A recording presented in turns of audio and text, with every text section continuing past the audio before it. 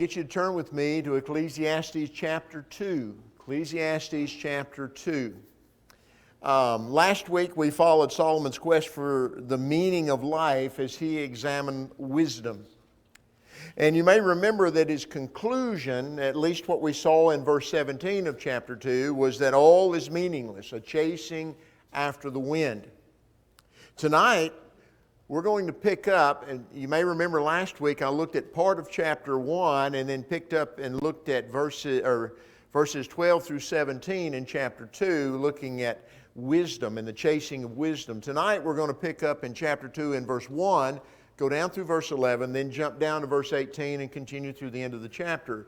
Because in these two sections, what we find Solomon doing is taking another path in his search for the meaning of life, or what gives life value. In verses 1 through 11, it's an examination of a life of pleasure, as he calls it. And then in verse 18, he turns and focuses upon the fruits, what he calls the fruits of his labor. In both sections, we find his conclusions to be pretty much the same as what he's already said when it came to wisdom. Of pleasure, Solomon begins there in verse 1 by simply saying, "Come now, I will test you with pleasure, so enjoy yourself." That's what he's saying to himself. And then what does he say? "And behold, it too was futility." And then of the fruit of his labors, what he says there in verse 18 is that I hated all the fruit of my labor for which I had labored under the sun. So he's not happy with that either.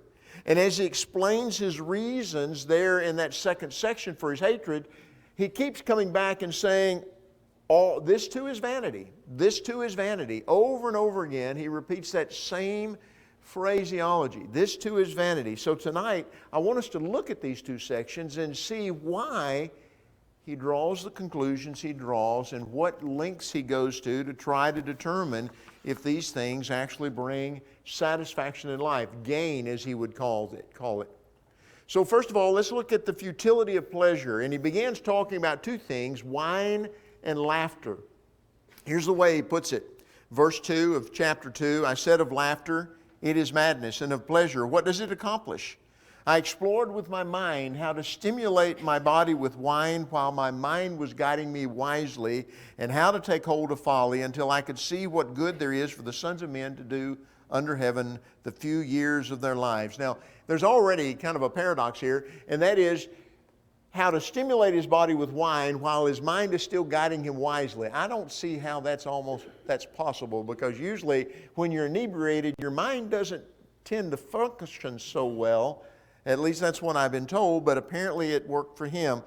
But you and I can only begin to imagine the entertainment that Solomon had access to. He had the wisdom that God had given. God had also promised riches. You go back to 1 Kings and start reading in chapter 4. You go through chapter 10. Especially in chapter 10, do you find all of this that he had coming into his kingdom. And what he tells us there, when he talks about these pleasures, down in verse 8, he makes the statement, I provided for myself male and female singers. So he had his own entertainment.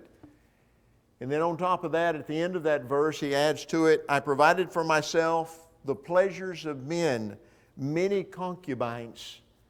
So Solomon was entertaining himself, if you will, in a number of ways. If you go back to 1 Kings chapter 4, there in verse 20, 22 and 23, we read just kind of a daily provision for him and those who served him.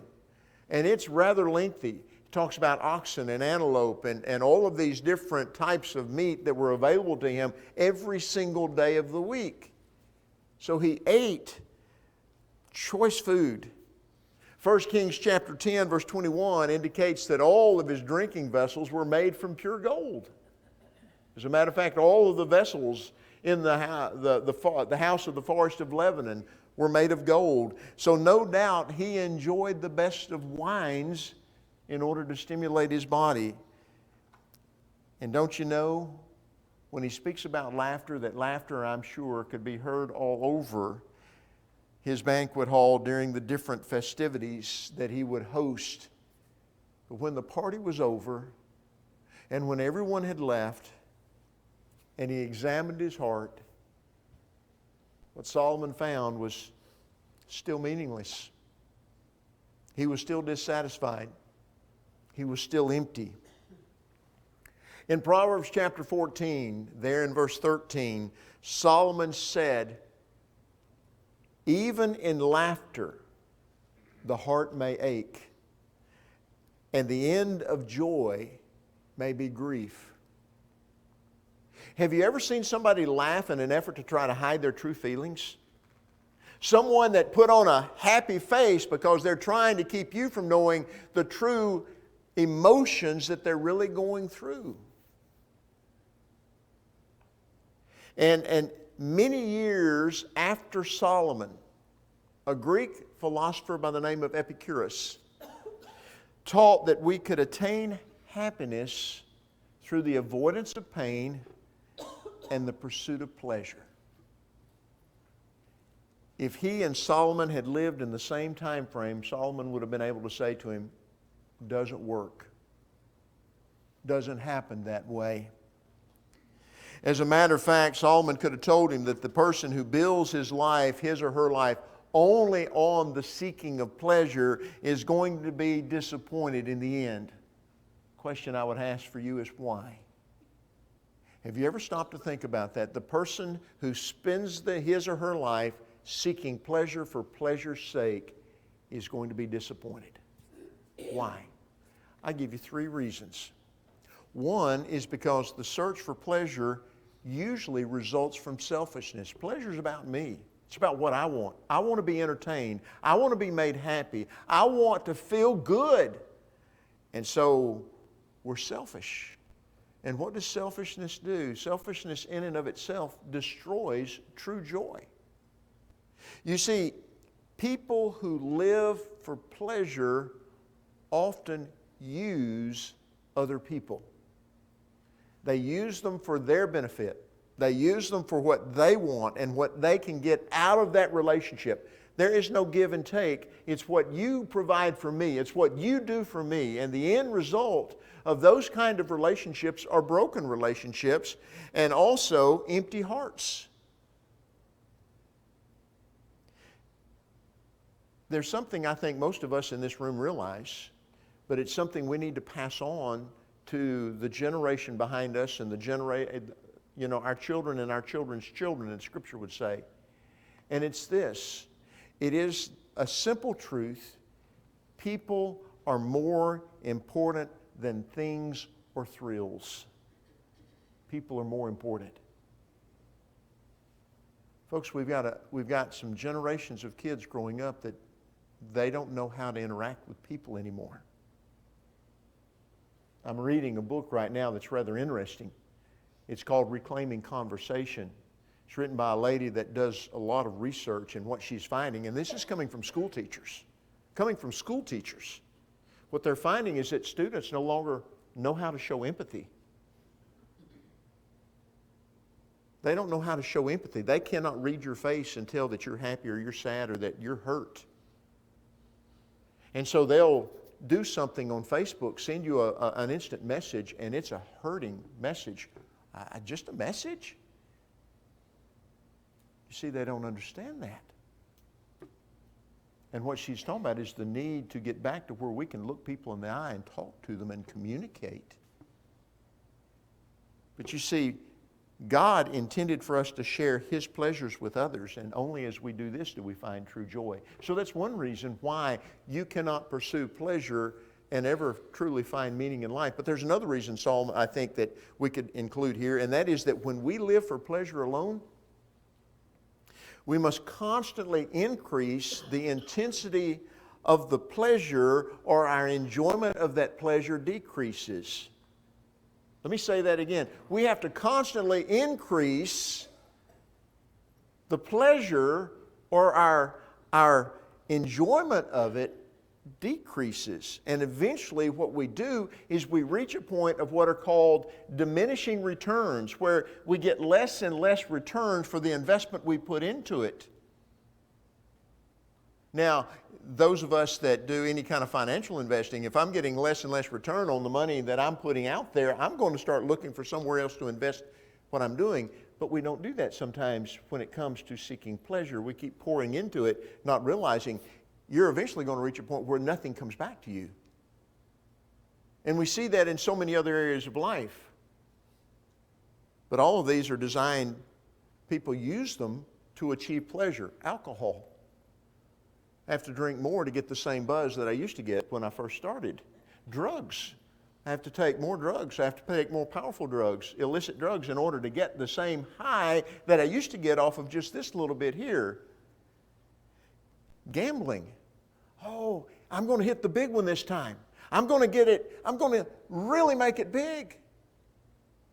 And so you keep putting more out there and you get a little bit back, but it doesn't satisfy, so you keep putting a little bit more. Illicit sex. All of these things do the same thing. Any other pursuit whose sole purpose is to provide pleasure, Solomon would say, it doesn't work. And when pleasure alone becomes the focus of our lives, Solomon would tell us that we're ultimately going to find ourselves empty and alone. But there's a third thing that we might add, and that is that pleasure appeals only to a part of who we are as a person. You see, we're not just a physical body. We are a soul created by God, housed within a physical body. And there is a difference between entertainment and enjoyment. Entertainment has its place. It allows us to escape some of the sadness of life momentarily, but then that wears off. Enjoyment is different. You see, God designed us for enjoyment and enrichment. And it brings delight to the heart, but it also builds the character of the individual. That's what God designed us for. And when we're only looking to be entertained, eventually, just like I said with that other point, it is going to wear down to where we don't achieve what we're trying to achieve. We don't get the payback that we want. So what is it that Solomon does? Well, if you look in verse 4 and you go down through verse 8, he describes the various things in which he engaged himself in order to try to find some kind of meaning or purpose or satisfaction in life. And here's what he says: I enlarged my works, I built houses for myself, I planted vineyards for myself, I made gardens and parks for myself, I planted in them all kinds of fruit trees, I made ponds of water for myself from which to irrigate a forest of growing trees. I bought male and female slaves and had homeborn slaves. Also I possessed flocks and herds larger than all who preceded me in Jerusalem. I collected for myself silver and gold and the treasure of kings and provinces. I provided for myself male and female singers and the pleasures of men, many concubines. And in each of these things, what Solomon is doing is he is trying to find that which is going to give his life ultimate meaning and purpose. You can go through and kind of classify them. He speaks about the great works in which he engaged himself: houses and vineyards and gardens and parks and all kinds of fruit trees, and even this irrigation system to water a forest of trees. And then there are the workers that he brought into his kingdom, basically slaves, two kinds of slaves. They're the ones he bought, and then they're the ones that were born into his palace, into the group that he already had. The wealth that he speaks of, all of the things he had. He speaks here in verses 7 and 8 about flocks and herds larger than all of those that preceded him in Jerusalem, silver and gold. You go and you read 1 Kings chapter 10 and you begin to read of all of the income, the wealth that's coming in and passing through his kingdom. To the point that as you're reading there in chapter 10 of 1 Kings, in verse 27, the statement is made that the king made silver as common as stones in Jerusalem. How many of you have walked down the street or in the parking lot of some Walmart or one of our stores here in town and looked down and saw a penny lying on the ground and then walked right by it? I still pick those up. Now, I have kids that that's a penny, that's worth nothing. But imagine living in a time when silver lying on the ground is worthless. It's as common as those stones over there. That's what he's describing for us. And in all of these activities that he brings out here in verses 4 through 8, there are two things that should stand out in your mind. One is the identification of the person who's accomplishing all these things. Of course, we know it's Solomon, but look at the language he uses. I enlarged, I planted, I made, I bought, I possessed, I collected, I provided. You ever been around anybody that one of the main words that they use in their conversation with you is I did this, I did this, I did this. But then the second thing that should stand out as you read what Solomon is saying to us, and he's telling us about his research, if you will, is this. I did it for myself. I enlarged for myself. I planted for myself. I made for myself. I bought for myself. I possessed for myself. It's all for him. He is the one that is supposed to benefit from these. And yet, when you come to verses 9 and 10, what Solomon does is he gives us a brief summary of the process that he's just described. Then I became great and increased more than all who preceded me in Jerusalem. My wisdom also stood by me. All that my eyes desired. Now listen to this. All that my eyes desired, I did not refuse them. I did not withhold my heart from any pleasure, for my heart was pleased because of all my labor, and this was my reward for all my labor. You ever had a child that you've gone into a store with and they saw an item that they just had? I want that. I want that. I want that. And they just, can I have that? Can I have that? Can I have that? Solomon is saying, there is nothing that I saw, if I wanted it, I didn't get. Can you imagine what it would be like to have all the money you could ever want to buy anything you would ever desire at all? Anything. Anything. That was Solomon. If I wanted it, I could buy it. Or I could have it brought in. You go to 1 Kings chapter 10, he loved to have peacocks and apes and a few other animals shipped in. Probably for pleasure. I've got my own zoo here. But this was what he did for himself. There was nothing, he says, that I wanted, nothing I saw that if I wanted it, I didn't get for myself. What is his conclusion? When he puts all this together, when he experiments with all of these things, look at what he says in verse 11. And I've got up here for you the New International Version of that. I like the way it translates it. Yet when I surveyed all that my hands had done and what I had toiled to achieve, what's his conclusion? Everything was meaningless, a chasing after the wind, nothing gained under the sun. It was a waste of my time. It didn't accomplish anything I hoped it might accomplish for me. I gained nothing from it. That's what he says. Now, jump down to verse 18, because then he talks about all of this wealth, this massive wealth, and this kingdom that he has built, and all these works, and all these things that we've just read, verses 4 through 8, that he has done, that he's accomplished. And what does he say in verse 18? I hated all the fruit of my labor for which I labored under the sun. What is the fruit of our labor? It's the cash that you put in your wallet, your account at the bank. It's what you have amassed at your home, what you call your home, the vehicles you drive, the clothes you wear. All of the things that you have put together over your lifetime is the fruit of your labors, because through your income you're able to purchase the things that you own. And yet Solomon says, I hated all the fruit of my labor for which I had labored. Why? Look at what he says. For I must leave it to the man who will come after me. Solomon realized the day's coming when I'm going to die. And all of this stuff, everything I have amassed, all of this wealth, it's going to be left to my successor. Solomon's father David penned these words that we find in Psalm 39 verse 6. It's up here before you. I used the Holman Christian Standard Bible because the way they brought it, it's accurate. But notice what he says.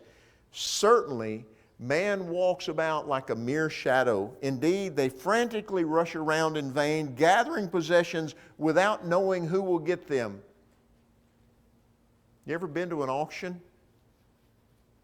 What you think is valuable, somebody else says, don't want it. I'll give you $2 for it.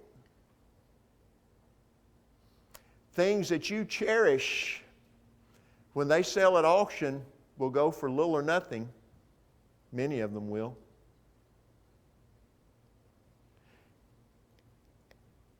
And Solomon is saying, I've got to leave everything I put together to somebody.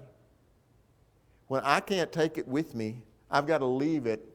And I've shared this with you before, but a preacher y'all had here back in the mid-'70s, Jim Yates, taught a psychology class that I took at Lipscomb. And one thing stuck in my, maybe there are other things that stuck, but one stayed with me. He said, I've never seen a hearse pulling a U-Haul. I have never forgotten that statement. You know what that means? You can't take it with you. I don't care how much you like it. You can't, it doesn't go with you.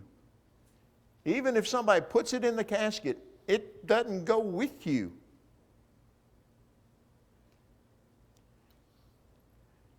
Somebody said this some years ago, and it's always stuck with me. And you probably heard it from somebody else. We spend money we don't have to buy things that we don't need to impress people that we don't know. Folks, we can't keep it.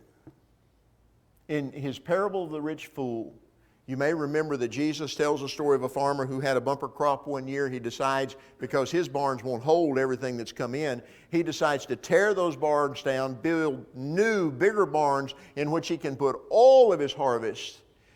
And after he's made these plans, he makes a statement to himself, so you have many goods laid up for many years to come. Take your ease, eat, drink, be merry. And he no more than gets the words off of his lips than God speaks to him. And you know what God says? He says, you fool. You fool. This very night your soul is required of you, and who now will own what you have prepared? Who's going to get it when you're gone? Solomon says, I'm going to die and it's going to be left to somebody else. Paul understood that because in his first letter to Timothy, there in 1 Timothy chapter 6, verses 7 through 10, he says, we brought nothing into this world, we can take nothing out of it either. If we have food and covering, with these we shall be content. But those who want to get rich fall into a temptation and a snare and many foolish and harmful lusts, which plunge men into destruction. For the love of money is a root of all sorts of evil, and some by longing for it have wandered away from the faith and pierced themselves with many griefs. So we can't keep it. But there's something else Solomon says in this too, if you keep reading. It is the fact that we can't protect it. Look at how he puts it here in verses 19 and 20 of Ecclesiastes chapter 2. And who knows? He says, I've got to leave it to another. And then he asks this, and who knows whether he will be a wise man or a fool? Yet he will have control over all the fruit of my labor, for which I have labored by acting wisely under the sun. This too is vanity. Therefore I completely despaired of all the fruit of my labor for which I had labored under the sun. He knew that he would have no control over his wealth and how it would be utilized after his death. I don't know if the person that's going to take over is going to be wise or a fool, if they're going to operate in a good way or if they're going to completely mess everything up. His successor could waste everything for which he diligently had worked. And for this reason, Solomon says there in verse 20 that he completely despaired of all the fruit of his labor for which he had labored under the sun. Do you remember what happened with Solomon after he died? Who became king? Rehoboam. Remember what happened? Rehoboam abused his power at the beginning of his kingship. The result, it divided his kingdom, leaving him with 2 of the 12 tribes. And it went down from there. He was not a wise man. He did not learn from his dad. He wasted all that his dad had put together. basically destroyed it. You've heard of the Vanderbilts. Cornelius Vanderbilt is the one that made the fortune initially. He built his fortune on railroads and shipping back in the mid-1800s. But did you know this? In today's dollars, his net worth would have been in excess of $200 billion. But here's something. His children, and especially his grandchildren, lived lavish lives, built huge mansions in places like New York City, Newport, Rhode Island, and Asheville, North Carolina. In the 1970s, they had a huge family reunion. 120 of the descendants of Mr. Vanderbilt were there. There wasn't a single millionaire in the entire family. The money had been used up, gone. $200 billion in today's dollars. Who did he leave his money to? Solomon understood that when we're gone, we have no control. Oh, we can write wills and we can do trust and we can do things about how we want people to use it. Doesn't always work as well as you think it would. And so what Solomon says, can't keep it, you can't protect it, and we can't always enjoy it as we should. In the last few verses here of this little section, verses 21 through 23, he says, when there is a man who has labored with wisdom, knowledge, and skill, and then he gives his legacy to one who has not labored with them, that is, with wisdom, knowledge, and skill, this too is vanity and a great evil. For what does a man get in all of his labor in which he has, and in his striving in which he labors under the sun? Because all his days his task is painful and grievous. Even at night his mind does not rest. This too is vanity. The picture here is of somebody who works and works and works.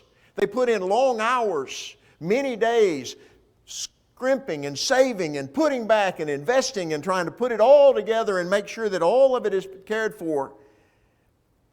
Sometimes they don't even rest worrying about, is the market going to do okay? Is everything going to work out the way I want it to? And Solomon saw himself as someone like that he labored with wisdom and skill, or knowledge and skill, building a legacy, but that he would have to leave all of his wealth to somebody who hadn't worked for it. Someone who didn't have the same values, someone who didn't know the value of good hard work or of saving, of putting back for a rainy day. And so he asked, in essence, what is the reward for someone who has put in such long, difficult days, not to mention the sleepless nights in the process? And he's telling us the one to whom the inheritance is left did not have to work for it, so he or she doesn't appreciate it. And what's he say about it? It's vanity. Meaningless, because it probably will be misused and mishandled and not treated as it should be. So the question is, in all of this, what does Solomon tell us that we do? I mean, if pleasure doesn't satisfy, and if all this wealth that we might build up and put back and save and think, oh, I've got this to leave to my kids and do this for my kids, and he says it may not work out the way you want, what does he tell us that we need to do in our lives while we're living here now? Look at what he says in verses 24 through 26. He says, there's nothing better for a man than to eat and drink and tell himself that his labor is good. This also I have seen, that it is from the hand of God. For who can eat and who can have enjoyment without Him? That is, without God. For to a person who is good in his sight, He has given wisdom and knowledge and joy. Now I'm going to stop there for a minute. This last little bit I want to save for the end. What Solomon is telling us to do is this. He's saying that you and I, every day, should thank God for all that we have and use it to His glory. He says that's what you do with it. You thank God for what He's given you, and you use it to glorify Him. In 1 Timothy chapter 6, verse 17, the Apostle Paul instructs us there to fix our hope, or as the New King James says, to put our trust on God, who richly supplies us with all things to enjoy. You know, you can make what you think are good investments. And then suddenly the stock market take a dive, if that's where your investments are at, and all that you've worked hard for and put back is suddenly gone. Or something else could happen. You can invest in a home and have a nice home and think, well, at some point when we get to a certain age, we're going to sell this and we're going to use the money for this, from this, and we're going to take care of ourselves in our old age. But then something happens, a flood, a fire. Flood right now because the insurance doesn't cover it, does it? And then where are you at? I have nothing. And folks, we've got some people like that in our community right now. Some people the same age as some of you who suddenly have no house or had no house in just a few hours' time, no automobiles, all of their possessions that they had built over years together gone, and they're trying to start over like a 20-year-old. Put yourself in their shoes and ask yourself, what would I try to do if suddenly that happened to me? That's the people we're trying to help. Not all of them are like that, but there are a lot of those like that. And when you see a 70-year-old man break down in tears, an 80-year-old man break down in tears because he's never had to take from somebody else, he's always been on the giving end, he's always done for others, and now he's on the receiving end, he's not used to that. It's hard. But that's what they're having, some of them are having to do. And what Solomon says is that we thank God that we're able to enjoy the things He gives us. And he asked us a question here. He says, who can eat and who can have enjoyment without God, without Him? If we're able to enjoy what we have, it's because God allows us to have it. Because you see, not only, this is the thing, he knew that God had given him the wisdom, the knowledge, and the joy so that he might appreciate the blessings that God gives, but God, it does something else too. God not only gives you the blessings, He gives you the opportunity to enjoy those blessings. Some people work all of their lives putting back, and they never get a chance to enjoy the fruit of their labors. God gives us that opportunity.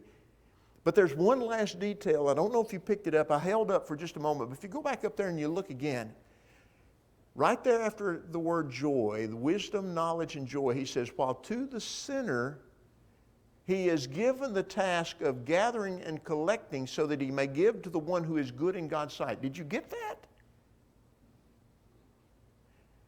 God allows at times, now not always, He causes the rain to fall on the just and the unjust.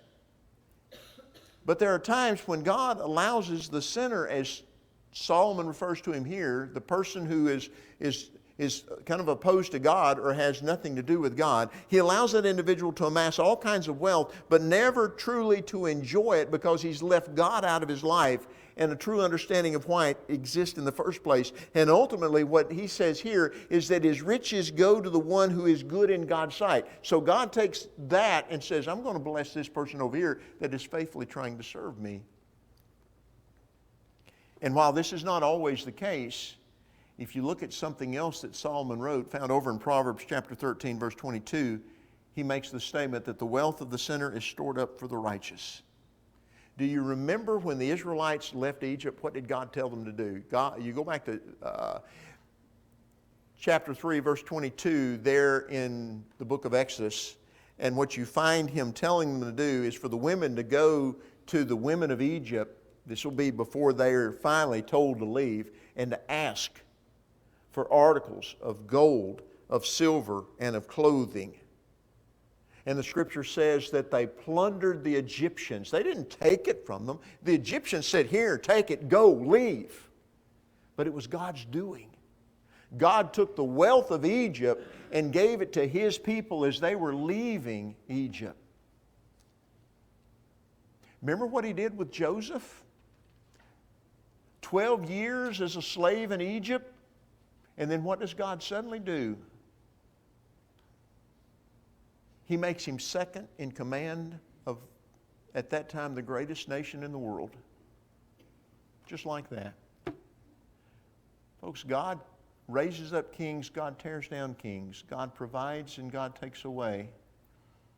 And the most important thing for us to learn tonight, if nothing else, is to appreciate what God allows us to have and to use it for His glory and to thank Him in the process over and over and over again. So my question for you is this: are you enjoying the life which God has given you? Or are you someone tonight who's chasing after the wind and finds that you're just constantly frustrated? Nothing seems to satisfy. Are you laying up treasure in heaven? Or are you laying up treasure right now here on earth? Because Jesus says what we lay up here on earth, eventually moth and rust destroy and thieves break in and steal. But what you lay up in heaven, that can't happen there. Is your hope fixed on God who richly supplies you with all things to enjoy? I hope that it is. And tonight I want to encourage each of you. Same thing Jesus said in His Sermon on the Mount. Keep seeking God's kingdom first in your life and His righteousness. And as Jesus said, all these things will be added unto you. Or as Paul says in Colossians 3 verse 1, keep seeking the things above where Christ is, seated at the right hand of God. But if you tonight are a person who's chasing the wind, stop. Stop. Realize what you're doing and recognize that what is truly going to satisfy you is a life that is spent honoring God, using the blessings He bestows to do good to those around you as He gives you opportunity, and trusting in Him for each and every day.